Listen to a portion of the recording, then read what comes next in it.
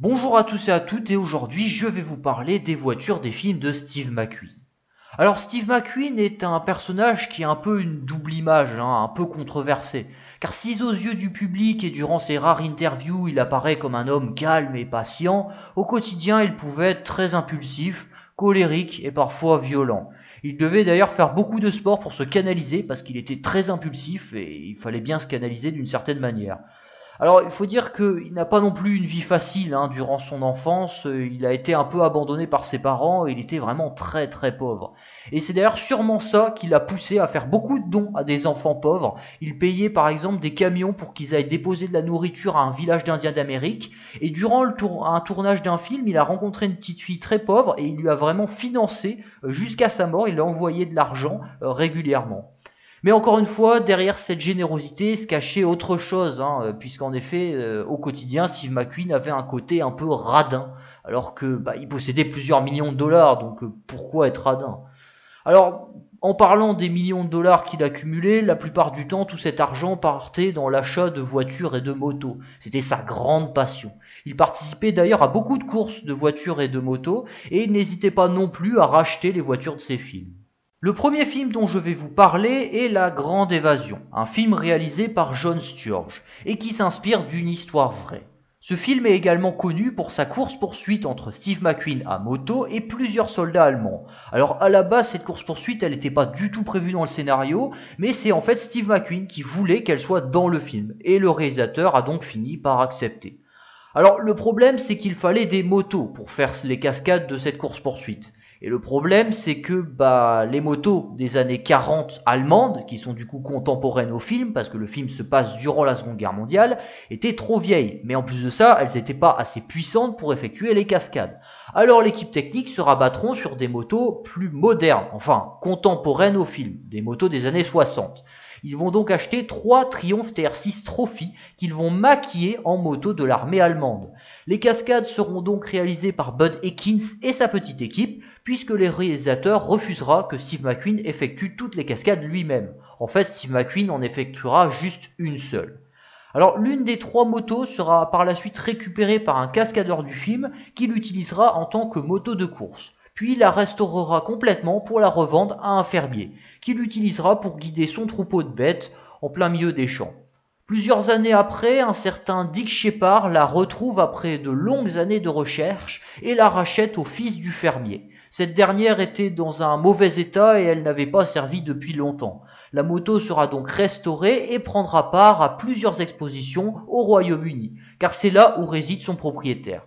Mais elle apparaîtra également en France. Dick Shepard a déduit que sa moto avait servi pour la scène du saut, car les personnes qui étaient en charge du maquillage des motos se sont mal concertées ensemble et se sont trompées en fait. Il y a une des 3 motos qui n'avait pas la même couleur que les 2 autres. Et c'est d'ailleurs pour cette raison-là qu'elle servira pour la scène du saut au-dessus de la barrière, parce qu'étant donné que cette scène est courte, le spectateur n'a pas le temps de voir qu'il y a une différence de couleur entre les 2 motos. Et justement, c'est ce qui permet de déterminer que c'est bien elle qui a sauté au-dessus de la barrière. Alors d'ailleurs, si vous vous demandez comment ils ont réalisé ce saut, eh bien ils ont tout simplement creusé une rampe dans la terre qui est donc cachée par un petit monticule de terre. Et si on regarde bien la scène, on peut voir que la rampe est cachée. En 1968, Steve McQueen tourne dans l'affaire Thomas Crown. Et on va pas se mentir, ce film est très nul. Il y a quelques bonnes idées au début du film, mais le scénario s'avère ensuite très mauvais, voire inexistant vers la fin du film. Mais bon, étant donné qu'il y a des voitures dans ce film, je vais quand même en parler, sinon la vidéo serait incomplète. Alors la première voiture que l'on peut voir dans ce film, c'est la Rolls-Royce Silver Shadow Fixed Head coupée.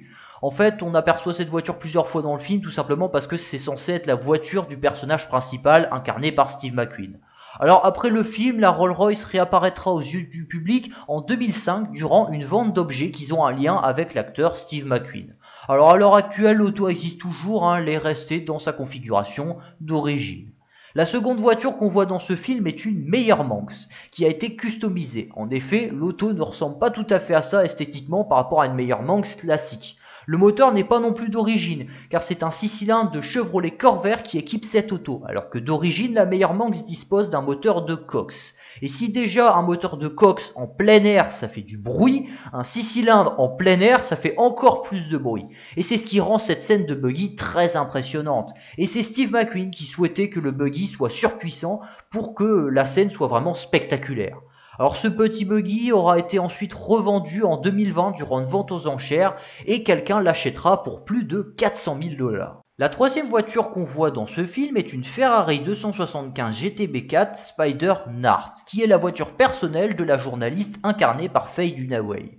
Alors je n'ai pas eu de mal à retrouver cette voiture pour deux raisons. Déjà parce qu'il y a juste eu 10 exemplaires produits, alors c'est vraiment pas beaucoup et pour trouver une voiture c'est très simple. Et en plus de ça, je sais que cette voiture qui apparaît dans ce film, c'est la toute première qui a été produite et on connaît son numéro de châssis. Donc j'ai retrouvé la voiture très facilement. L'auto existe donc toujours, mais elle n'est plus rouge, mais jaune, car en fait c'était sa couleur d'origine, et elle était remise en état d'origine.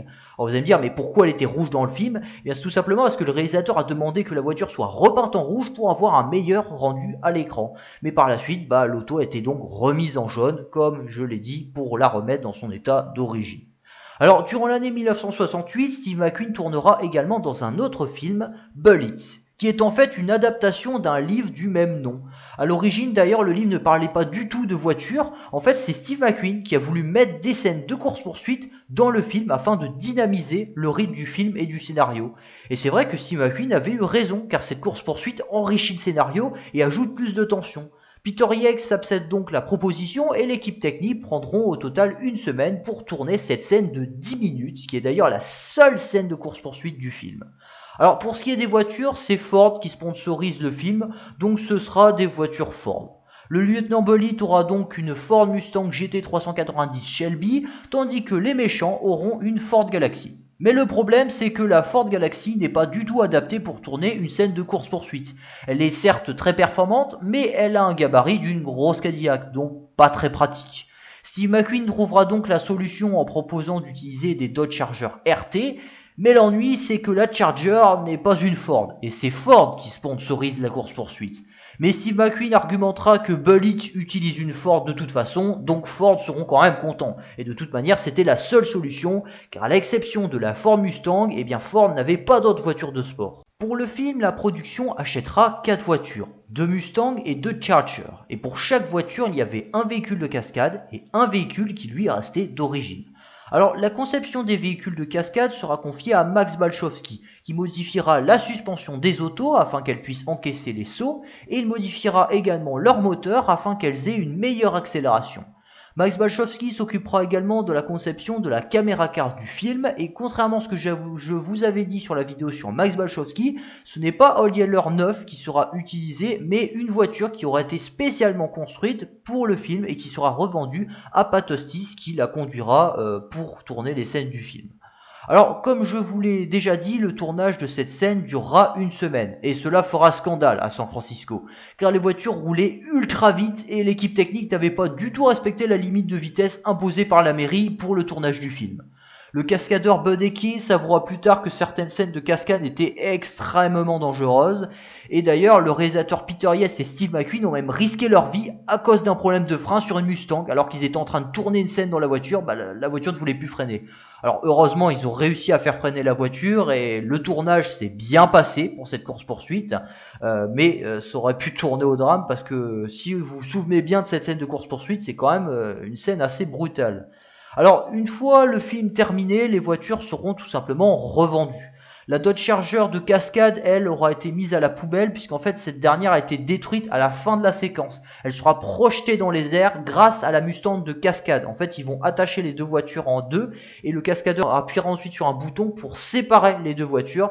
Et la Charger continue ensuite sa route jusqu'à s'écraser dans le vide pendant que le cascadeur qui conduit la Mustang dévie la voiture d'un autre côté. Bref, tout ça pour dire que la Charger, elle se précipite dans le vide, elle est détruite, elle arrive donc à la casse. Par conséquent, il ne restait plus qu'une seule Dodge Charger RT. Cette dernière sera revendue en occasion puis disparaîtra complètement, avant que quelqu'un la retrouve en 2002 et il décidera donc de la restaurer.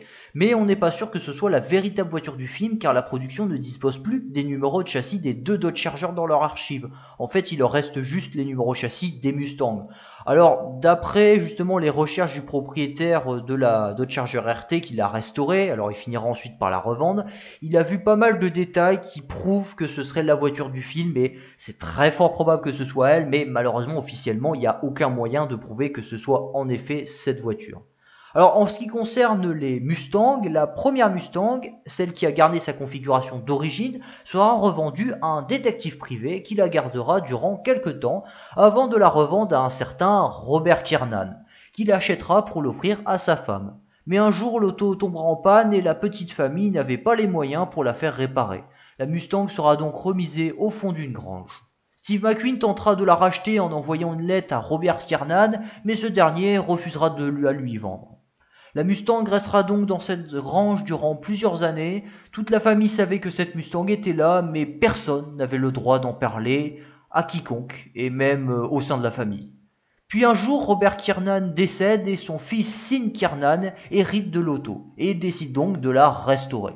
Alors au départ, tout le monde le prend pour un débile, personne ne croit qu'il possède la véritable Mustang du film, mais il arrivera à réunir toutes les preuves puisque son père avait conservé tous les documents officiels qui attestaient que cette Mustang provenait bien du film. Ils avaient même gardé la lettre que Steve McQueen avait envoyée à Robert Kiernan pour faire une demande d'acheter la voiture.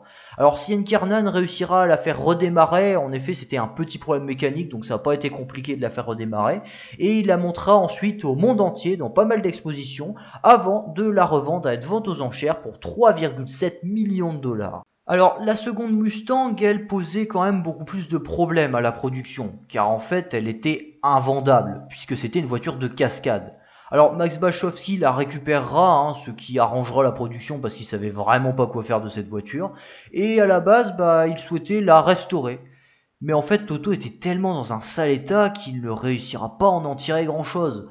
En fait c'était plus rentable pour lui de racheter la même voiture neuve que de la restaurer. Max Balchowsky décidera donc de la mettre à la casse. Et vu le talent de ce monsieur, s'il était incapable de la retaper, personne n'aurait pu le faire. En même temps, les cascades du film ne l'ont pas ménagé, l'auto était très abîmée et très fatiguée. Mais on ne sait pas trop comment, la Mustang a réussi à survivre malgré tout et elle finira, on ne sait trop comment, par atterrir au Mexique. Et en 2018, Fit Garza décide donc d'acheter 2 Mustangs, dont celle de Bullitt. Mais en fait, il savait pas que c'était celle de Bullitt. Lui, il a juste acheté 2 Mustangs comme ça pour reconstruire une Ford Mustang. Le problème, c'est qu'en fait, il a acheté 2 voitures qui sont très incomplètes. Et Fit Garza, en fait, ne sait donc pas ce qu'il a acheté exactement. Et lui, il veut savoir qu'est-ce qu'il a acheté exactement, quelle voiture c'était, qu'est-ce qu'il y avait comme moteur, pour ensuite pouvoir faire une restauration. Il contacte alors un Américain spécialiste en Ford Mustang et il lui envoie les numéros VIN des 2 voitures. Le spécialiste n'en revient pas, il se rend compte que l'une des 2 Mustangs provient du film Bullitt. Alors afin d'en être sûr de son affirmation, il partira carrément au Mexique pour aller voir la voiture de ses propres yeux et il confirmera que c'est bien la voiture de cascade du film. Fit Garza décide donc de changer de programme, il va pas juste construire une Mustang, il va reconstruire la Mustang de Bullitt. Alors en fin d'année 2018, l'auto sera montrée au public afin de fêter les 50 ans du film. Alors la Mustang était presque terminée, en fait il avait pratiquement tout terminé, il y avait juste pas de moteur, mais je suppose qu'à l'heure actuelle, l'auto roule probablement quelque part sur les routes mexicaines. Alors en ce qui concerne la caméra car du film, elle sera utilisée dans d'autres films par Pat Ostis. Elle tournera notamment dans Duel, c'est elle qui est utilisée en tant que caméra car pour le film Duel, mais également dans le film Attrape-moi shérif. Mais étant donné que Pat Ostis est décédé, on ne sait pas trop ce qu'elle est devenue cette voiture et malheureusement il ne pourra plus nous le dire puisque, comme je viens juste de le dire, ce monsieur est mort. Alors peut-être qu'elle existe toujours, mais peut-être pas. J'ai pas plus d'informations, malheureusement. En 1969, Steve McQueen tourne dans le film The Ravers, dont l'histoire se déroule dans les années 1900. Le problème, c'est que dans le film, Steve McQueen utilise beaucoup sa voiture. Et pour le réalisateur, utiliser une voiture aussi vieille tout au long du tournage, c'est prendre le risque qu'elle tombe en panne, ce qui ralentirait le tournage. Donc ils décideront de fabriquer une voiture spécialement pour le film. Elle sera donc construite par Von Dutch à partir d'un moteur BMC de 65 chevaux. Alors après le film, la Winton Flyers, qui sera donc nommée ainsi, sera rachetée par Steve McQueen, qui la gardera jusqu'à sa mort.